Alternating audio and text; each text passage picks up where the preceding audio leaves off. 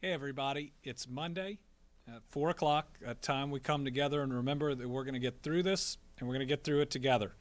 And today we're going to have to get through this update a little differently. We're having network issues where we can't bring in our great ASL folks or Secretary Friedlander or a couple of others that we were planning on having. So you're stuck with just me. We're going to make sure that we are able to add the sign language to this video, and we will repost it. We hope later tonight, but as soon as we can, so that the information is available to everyone. Start with some really good news today. This morning we marked an important milestone in our war against COVID-19 when we vaccinated the 1 millionth Kentuckian.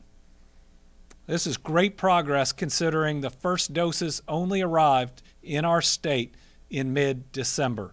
And to think we are only a year and a couple of weeks into the very first case of a once-in-a-century pandemic, and we have already vaccinated a large portion of our eligible population, and our speed is only picking up.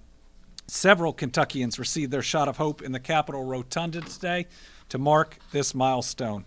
With these safe and effective vaccines out there, with us getting them out this quickly, we are going to defeat COVID-19 this year. We now have 567 vaccination sites across the Commonwealth, and that number is growing every week to make sure that we can get that vaccine to you in the most convenient location. And given this 1 millionth Kentuckian getting vaccinated, we believe that we are going to hit the president's goal of having every adult in Kentucky and across America that wants their shot of hope to get it by the end of May. That is really exciting news. And we'll go over this in a little bit, but we had another record week. Even though we have one more day left on our vaccination week, we have already vaccinated more than 142,000 Kentuckians with their first shot of hope in just this last week. A little bit of other good news. More new jobs. Today, I'm happy to share news of a new project in Muhlenberg County that's going to bring 25 new jobs to the area. Farmstead Butcher Block is a newly established meat processing company with plans to open its first facility with an investment of just over $1.2 million. The company will locate on a 5-acre site on Cleeton Road near Central City, which was once home to Oxford Mining. The company will begin operations at the site with cattle, hog, and lamb processing. Chicken, turkey, and even deer products will be on offer beginning this fall. Farmstead's leadership has expressed a desire to work closely with Kentucky Proud member farms and other local farmers. And they expect to provide products for customers throughout the surrounding region, including Christian, Davis, Hopkins, Logan, McLean, and Ohio counties. Farmstead already feels like a great part of Team Kentucky. The company will join a rapidly growing food and beverage industry that saw nearly $1 billion in new investment, more than 1,500 jobs announced in 2020. In total, more than 350 food and beverage facilities operate in the Commonwealth, employing over 52,000 Kentuckians. I welcome Farmstead to that growing sector and look for the company to help us build that better Kentucky we all want for our kids and for our grandkids. I want to thank the Welch family for choosing to build their business in our state, and I look forward to watching the company grow well into the future, creating good jobs for Kentuckians. And folks, as I hope that you will see over the coming months, we've actually been inundated in economic development, in potential investments that I've been very personally involved in the pitches for or the listening to over the last several months. It actually gives me a lot of hope that the investment we're going to see coming out of this recession is even greater than we'd anticipated. I hope to have much more news in the future on that. Let's look at our COVID trends. If we can start with the stair-stepper chart. Is that working with the, okay? We had our 9th straight week of declining new COVID-19 cases. Now, the decline between last week and the week before is one of the smaller ones, but 9 straight weeks when we had never had 4 in a row in this pandemic until this last major decrease. continues to be good news. And if we continue to see this trend, we can relax some of the restrictions even more. Remember, though, we want to be careful. If we are 2 months and a couple weeks from everybody who wants a vaccine getting it, we want to make sure we bring everybody to the finish line and we don't stop hustling in the fourth quarter. Still good news, but something to watch, our positivity rate. Again, we dropped, but just barely. What we saw in this last week was what really looks like a plateauing of the positivity rate here in Kentucky, and we'll have to watch that carefully. Today's positivity rate looks a lot like what was last week's. Good news, inpatient census continues to fall. We continue to have fewer and fewer Kentuckians in the hospital for COVID-19. That's good for healthcare capacity, but it's also really good for the Kentuckians that would otherwise be in the hospital. Crystal, can I?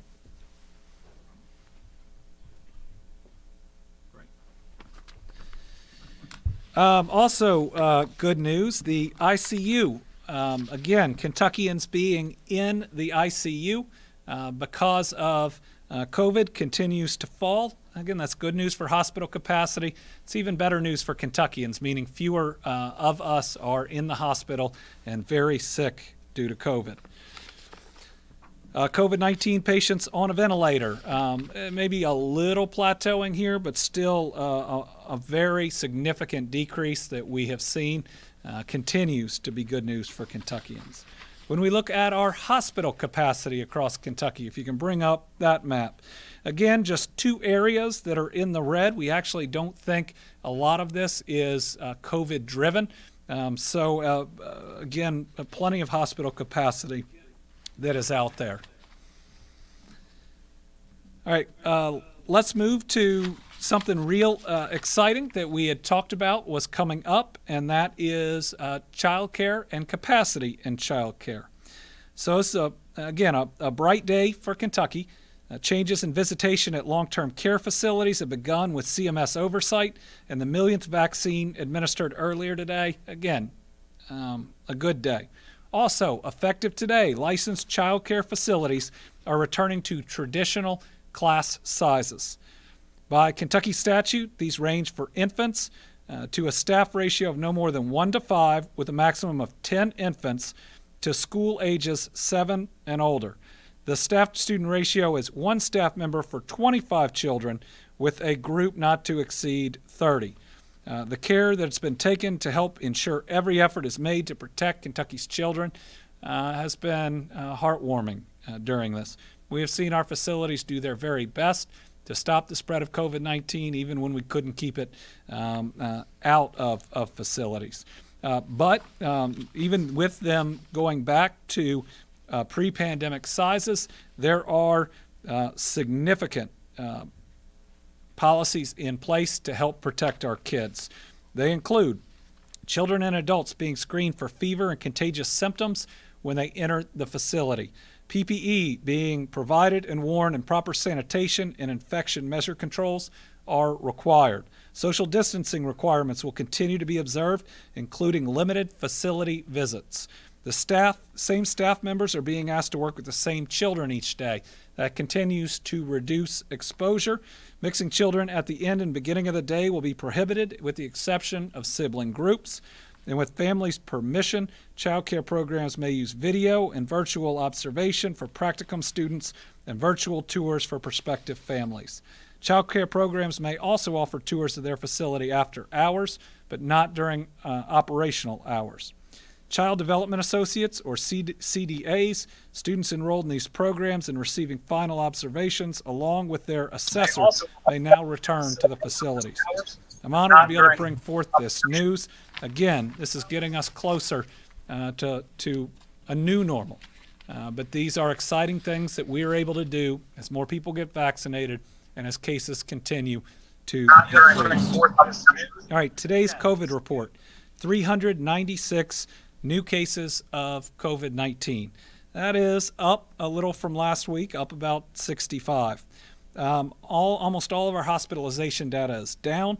464 Kentuckians in the hospital with COVID, 114 in the ICU. 67 on a ventilator. Our current positivity rate is 3.99%. We're glad that is under 4. It's about the same as our last report. We're now down to only 8 red counties. Think about when we had 120 red counties every day for it seemed like week after week after week. But we've passed another tough milestone today. We have 23 new deaths, bringing the total toll to date of the pandemic. Over 5,000 Kentuckians lost at 5,005. They include a 47-year-old man from Barron County today, a 74-year-old man from Bullitt, a 92-year-old woman from Callaway, 3 women from Fayette County, ages 66, 69, and 91, and a 79-year-old man from Fayette County too, a 71-year-old man from Greenup, 3 women from Jefferson, ages 70, 85, and 86, and 2 men, ages 78 and 83. From Kenton County, a 47-year-old man. From Logan County, a 72-year-old woman and an 84-year-old man. A 48-year-old man from Lyon County. A 70-year-old man from Meade County. A 64-year-old woman from Mercer. A 76-year-old woman from Montgomery. An 82-year-old woman from Pike. A 60-year-old woman from Warren, and a 63-year-old man from Warren. Some of our cases right now appear to be driven by another outbreak in our state correction system. Michael Brown's going to be here tomorrow to talk about that. We'd hope to have him today, but will be available tomorrow to give an update, facility by facility, where we're seeing the outbreaks. I think there's 2 primary ones right now, and again, what we're doing to address them. Total cases in Kentucky, we're getting very close to a total case number that's close to 10% of our population. 416,610 cases of COVID since the beginning. So this grim milestone that we've passed, and it feels like we've had so many grim milestones of losing over 5,000 Kentuckians. We want to mark by opening the Team Kentucky COVID-19 Memorial Fund so we can ensure that no Kentuckian is ever forgotten. So on March 6th, which was the 1-year anniversary of our very first case, Brittany and I hosted a memorial ceremony right here on the Capitol grounds. It was a moving ceremony, one that, again, balanced the 2 emotions we're feeling, that maybe there's even some guilt in feeling them together, and that's incredible grief, anguish even, and hope. Hope that we are close to ending these losses and getting out of this pandemic. Honoring the thousands of Kentuckians lost to this evil virus, and offering our respect in some measurement to those that are grieving, and the friends left behind, was part of that ceremony. Honoring our frontline workers who have worked so hard, had so many sleepless nights. Honoring everybody out there that has changed their lives and their behaviors to protect those around them, living their faith and their values of loving their neighbor as themselves. That day, like many other days here during the pandemic, we reflected on where we've been and where we're going. And now we are over 5,000 Kentuckians that are gone. And late January, when we crossed 3,000 Kentuckians, we began planting flags for each and every one of them on the Capitol grounds. But to extend this into the future, because this is a life-changing event where thousands, 5,000 plus of our Kentucky families will take pain and loss into the future, and we will all be processing what we've gone through for many years. But we also want to remember the compassion, the way that Kentuckians come together and came together, and the way that we finish this and get everybody vaccinated. So on March 6th, I announced the creation of the Team Kentucky COVID-19 Memorial Fund, which will help develop a permanent memorial to the victims of this war and to our heroes during this time right here in our Capitol Monument Park. This monument will stand in honor of all of the Kentuckians that we have lost and commemorate the sacrifices that every Kentuckian made during this dark and difficult period. The memorial will stand in tribute to the togetherness that allowed us to get through this trial, to the green lights where we showed compassion, to the bells we rung every day at 10 a.m., to the masks we wore, to the nurses that showed up and walked into COVID units to help those out there, to those who lost a loved one that couldn't be there, to those healthcare workers that held the hand of those members of our family that are no longer with us. We want to make sure that it is always remembered by all of us here in the Commonwealth. And a permanent memorial here at the Capitol will make sure that people see how important that remembering this is to us. So we've now launched a website where Kentuckians can make a donation to the Team Kentucky COVID Memorial Fund. They can dedicate a donation to someone they have lost or someone they want to honor. All donations are tax deductible, and donors will receive a receipt for tax purposes after donating. If there are additional funds remaining after the memorial is fully funded, they're going to be used to help Kentuckians who lost a loved one to COVID in reimbursing a portion of their funeral or burial expenses. To make a donation or obtain more information, visit the Team Kentucky COVID Memorial.ky.gov. Soon we'll announce an artist call to encourage artists to submit their ideas for something that can truly encapsulate the grief, the hope, the togetherness, the difficulty, all those things that we have felt this last year, the sleepless nights, but the coming together. You know, I think that this is a period that we will all remember that is going to change all of our lives forever, and this is how we commemorate it. The memorial will remind future generations of the hardships the entire Commonwealth endured during this difficult time and the sacrifices we made to overcome it. Long-term care facilities, 7 new residents testing positive, 10 new staff, 3 new deaths attributable to long-term care. All right, let's turn to some other good news. That is our vaccination progress. Let's start off with Table 1. We announced the 1 millionth Kentuckian vaccinated today. In fact, we have gone further than that. As of the report that comes out each day, 1,002,356 Kentuckians have received their first shot of hope. When you think about there only being about 3.4 million Kentuckians over the age of 18 where more than one vaccine is available, this is an exciting number. Let's show Table 2. Here is what else is exciting for our state program.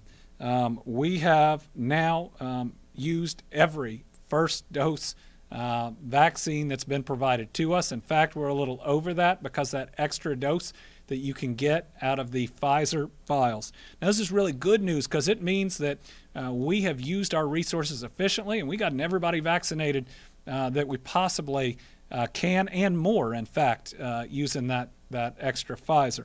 But what it does say is that this next week, we can't set a new record. So we set a record of 142,166 Kentuckians vaccinated this week with 1 day to go. Next week, we won't have that amount of supply.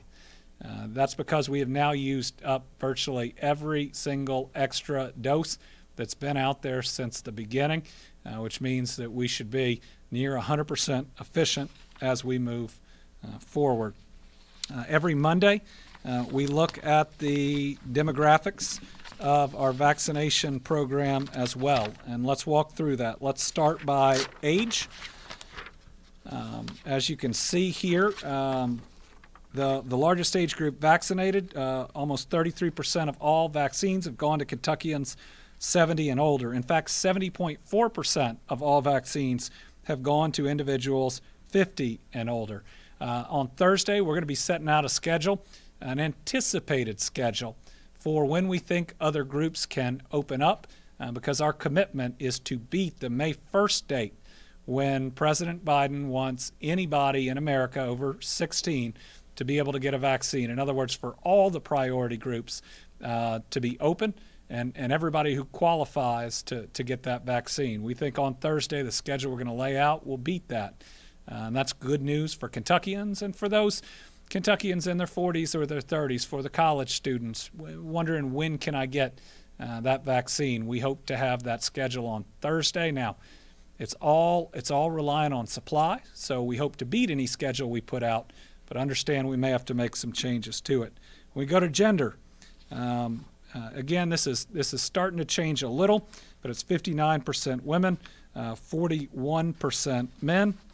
Ethnicity, 98.7% non-Hispanic, 1.3% Hispanic. And when we look at the racial data, we've altered this a little bit on the percentages, removing the other. We had discovered that some pharmacies and others were just clicking other every time. We think we have stopped that type of recording in the future, but it had certainly impacted our data. When we remove that, it shows our Black and African American population at 5.25%. If we put the other back in, it'd be 4.82%. So I want to make sure that we can compare apples to apples this week to last week. If we use the other category, we will have improved. Again, we won't have improved as much as we'd like, but each of the last 3 weeks has shown at least a couple tenths of a percentage point increase as we go. I think that's due to some great leadership inside our Black and African American communities, as well as intentional outreach and pop-up clinics that are going on. Again, whether we operate on the 5.25% or the 4.82% number, we still have a lot more work to do. It's not okay where it is right now. We continue to have so many offers for help that we continue to say yes to each and every time. We are committed to addressing this. I'm glad that we're making progress. We are not making it fast enough. Crystal, do we have?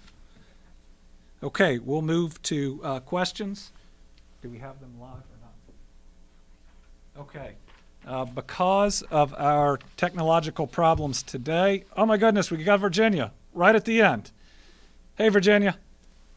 We'll move to questions. And because of our technical problems, I'm going to have to read all the ones we have unless we can get people right in at the end.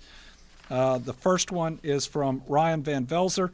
Would we please list the date of deaths for those who died today and provide an update on the audit of unreported deaths? We believe that by Thursday, we will have the audit done for the period of time where the audit function broke down in November, just like it did in Ohio, Indiana, and some other states, through the end of January. All the February deaths were in the regular process. I believe that we will have that on Thursday. We can provide to you, Ryan, the dates of death from today. There were a number of them in January today, if I remember correctly. There's actually one from November, several in January, the rest in February and in March. These are all things that were in the local health department process as it came up to us, and or from our audit function as it's working properly in February. So we'll get those to you, but certainly not all of the deaths today, not even the majority of them are from March. There's only one, I think, in February. There may be two, but there are a number of January ones here. And also, when you look at it, there are more long-term care deaths, with this being a little more historic today. Does the outbreak at the Kentucky State Penitentiary and Western Kentucky Complex mean any speeding up of vaccines for inmates? That's something that we absolutely are going to have to look at as supplies increase.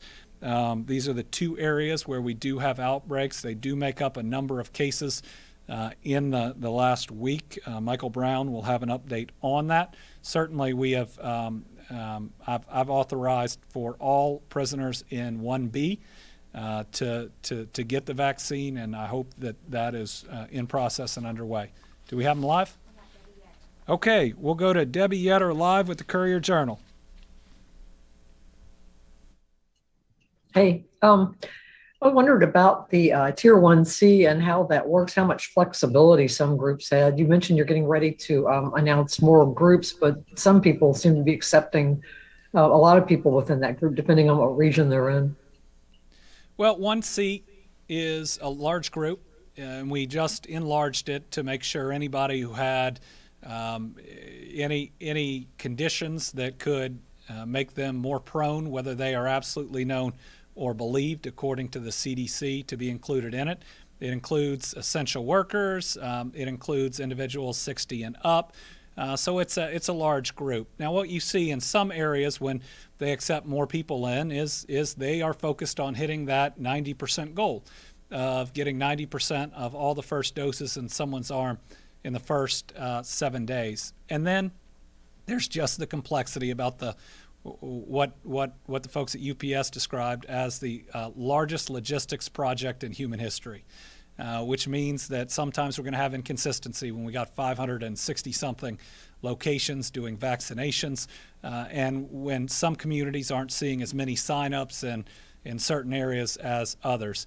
At the end of the day, what we need is to get everybody vaccinated as quickly as we can, and we need every state to succeed in that too. So we will probably only see inconsistencies, my guess is, for the next couple of weeks, because at the end of March, and certainly moving into April, the supply is supposed to increase dramatically, and we hope to have some direct news about that after the White House call this next week. Alex Ebert from Bloomberg, are you seeing any potential super spreader trouble with spring breakers and or St. Patrick's Day celebrations? We are certainly concerned about any of those days coming up. Now, on St. Patrick's Day, if capacity limitations are observed and the seat rule is observed, then we ought to have some level of protection. If people refuse to follow the rules and establishments don't, then yes, we could see more cases, and that means we might have to strengthen some of the restrictions we have, because we're not going to let people die unnecessarily when we're moving to everybody being vaccinated adult-wise in 2 months and 2 weeks who need it. Just look at where it is. Spring break. I hope if people are going, they're really careful. Go into a state that doesn't have the same rules that we do. Go into a state and doing things there that you wouldn't do here can not only bring COVID and different strains of COVID back to the Commonwealth, but we also worked really hard to reopen our schools. And if we have a lot of people who are in those schools going to a place and doing dangerous things in the time of COVID and then coming right back into the school, then they risk spreading it to fellow students or faculty, and ultimately upsetting or frustrating the attempts to keep school open. Remember, if there's a big outbreak in a school, they have to take the steps to stop it, and nobody wants to see that. So remember, we're all connected. We are all connected, and the decisions we make can impact a lot of people around us. Again, we're talking about 2 months and 2 weeks until every adult who wants a vaccine can get one. Can we just hold on, please? Can we keep doing the right things for that period? If we're lights at the end of the tunnel and we don't want to stumble and we don't want to trample other people as we get there, we want to respect everybody and bring them with us. Do we have anybody else on? Chad Hedrick from WKYT. Hi there, Governor. With the rate of vaccinations going up, we're now seeing 9 weeks of cases going down. Do you foresee lifting further restrictions of limitations at bars, restaurants, and other things, and even the mask mandate for the foreseeable future? So if we have another good week, we could see easing some of the capacity limitations, certainly. The mask mandate is critical, wearing a mask in public places, until we get a sufficient amount of our population vaccinated. So we ought to expect to wear masks for much, if not most, of the 2 months and 2 weeks. That certainly goes through May 31st, and we'll see where we are right there. Again, it's one of the most effective tools, and we don't want especially those that are vaccinated, make sure you're still wearing your mask, because if you've been lucky enough to get vaccinated and the person next to you hasn't, and you can, and we still don't know if you can spread this, you don't want to get them really sick at this point. So let's try to do the right things there. But yes, again, we go step by step. It's how we always increased restrictions, and it's how we always reduce them. But I hope most of them will be gone once everybody gets vaccinated. It's certainly the hope that we have. Now, the populations that aren't qualified for a vaccine right now, we'll absolutely have to see. I certainly expect our kids to be wearing masks in school through the end of the year, and possibly in some of their other activities, because they are not eligible right now. Do we have anybody else? All right, next we have Stu Johnson from WEKU. Thank you, Governor. Good afternoon. Just within the last hour, really, the Kentucky Senate voted the state budget out, and President Stivers actually mentioned 3 budgets as a possibility, and I haven't had a chance, obviously, to ask him about that. But how do you see the future playing out this year? Would you anticipate a special session to make decisions about spending the federal money? Well, first, let me say that I hope that with a lot of time remaining in this session, that there can be some changes in this budget. Now, we are sitting on, just in the regular budget, $600 million. That is not the state's money, it's the people's money.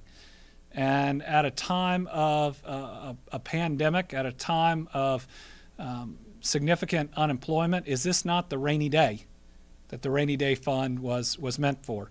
I submitted a budget that would have a historic amount in the rainy day fund, yet still provide $220 million of aid to small businesses. This budget has none. Would invest in our teachers and education. This budget doesn't do the teacher piece. That would raise the salaries of the Kentucky State Police, where I think an 11-year trooper makes the same amount as a first-year Lexington police officer. That would do so many things to help so many people out there and in this time of difficulty. And then it also makes investments in our future. Now's the time to create jobs. So while I'm disappointed in the budget that they've passed right now, obviously there's more time in the session. We have had some good discussions with House and Senate majority and minority leadership about the federal dollars. My hope is that we can come to an agreement about spending at least a significant portion of them before they leave, because right now we have the ability, through water and sewer projects, through broadband, through school construction, to create, I think, up to about 30,000 jobs in the next year to year and a half across Kentucky.